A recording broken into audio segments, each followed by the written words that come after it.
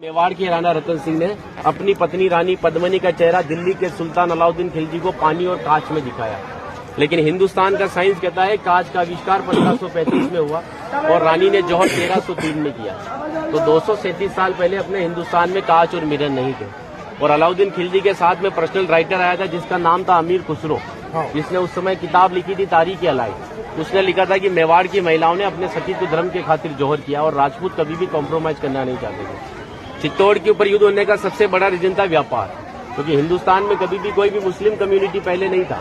ये सभी जो आते थे अफगानिस्तान तुर्किस्तान से आते थे और आते कहाँ थे तो समुद्र के पास में आते थे, क्योंकि प्लेन तो थे नहीं ना।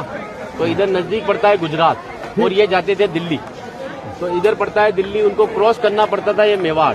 अच्छा, इधर गुजरात इधर दिल्ली, बीच में राजस्थान, तो इसको क्रॉस करना पड़ता था ये मेवाड़। तो यहाँ के राजपूत उनसे टैक्स वसूलते थे।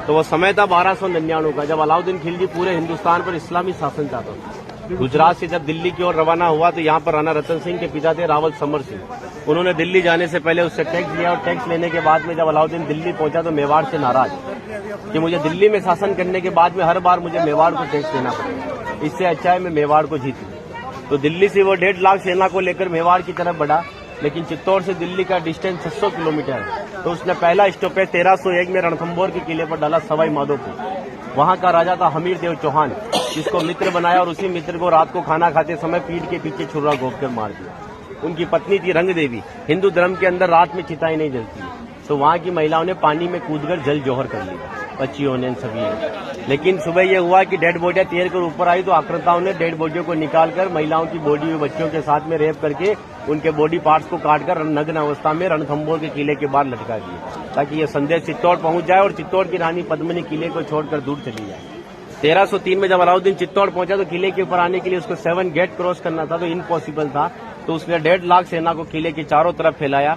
8 महीने के बाद में किले के ऊपर खाने की कमी आई तो रानी पद्मिनी के चाचा भतीजा गोरा और बादल ने राणा रतन सिंह से कहा कि हमारा राशन खत्म हो रहा है और जब ये भूखे और कमजोर सेना से हम युद्ध करवाएंगे तो ये युद्ध नहीं कर पाएंगे। रतन सिंह को बातचीत के लिए 7 गेट के नीचे भेजा तो अलाउद्दीन खिलजी ने उनकी गर्दन पर तलवार रखकर झुकने के लिए कहा, लेकिन मेवाड़ का राजपूत सर कटाने के लिए मंजूर होता है लेकिन सर झुकाने के लिए कभी मंजूर नहीं हुआ। राणा रतन सिंह को धोखे से बंदी बनाया और रानी पद्मिनी को संदेश भेजा कि आप हमारे अधीनता स्वीकार करो, हम दिल्ली चलेंगे। रानी पद्मिनी कहती है जो नरसंहार तुमने 2 साल पहले रणथंभौर के किले में किया तो यहाँ की महिलाओं के साथ में भी वही होगा। इस वजह से जहाँ मैं जाऊंगी वहाँ ये वीरांगनाएं चलेगी। 2 महीने का समय लिया। अलाउद्दीन खिलजी ने 700 डोलियां किले के ऊपर भेजी, लेकिन रानी पद्मिनी को पता था कि मेवाड़ में घूंघट सिस्टम है, तो हर एक सोल्जर को लेडीज पोशाक पहनाकर तलवार और भालों के साथ में उस पालकी में बिठा दिया और रानी पद्मिनी की पालकी में भतीजे बादल को रानी पद्मिनी की वेशभूषा पहनाई और 700 पालकी को एक कमांडर बनाया चाचा जी गोरा को।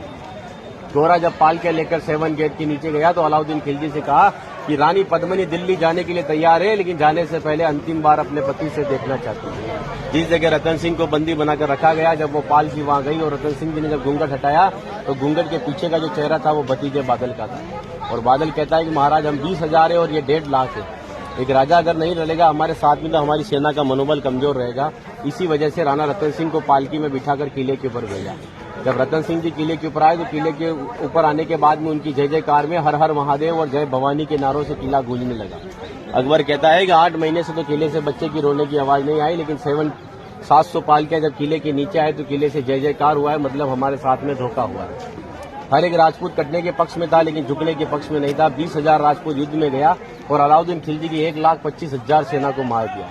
बचे हुए दुश्मन जब किले के ऊपर आए तो महिलाओं ने अपने सतीत्व धर्म के खातिर हिंदुस्तान का सबसे पहला और बड़ा जौहर 16,000 महिलाओं के साथ में जिंदा आग में जलकर किया। यहाँ पर भी रानी पद्मिनी के महल में कांच लगाए गए थे। वो कांच लगाए थे पंडित जवाहरलाल नेहरू ने, क्योंकि एक पद्मावत पिक्चर के एक राइटर मलिक मोहम्मद जायसी की किताब को प्रमोट करने के लिए जवाहरलाल नेहरू जी ने उस किताब को आगे बढ़वा दिया।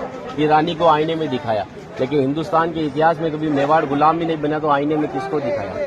और एक राजपूत अगर अपनी पत्नी का चेहरा हजारों को दिखाता फिर तो वो राजपूत कहलाने का हकदार भी नहीं। इसीलिए 2 घंटे अपन इस किले के ऊपर घूमे तो एक लाशों के ऊपर चल रहे हो, सब जगह लाश है। इसीलिए उन महिलाओं के सम्मान के लिए कहावत कहता हूँ कि गिरा जहाँ पर खून वहाँ पत्थर पत्थर जिंदा है और जिस्म नहीं है मगर नाम का अक्षर अक्षर जिंदा है। और जीवन की यह अमर कहानी अक्षर अक्षर गढ़ लेना और शौर्य कभी सो जाए तो महाराणा प्रताप और शिवाजी को पढ़ लेना।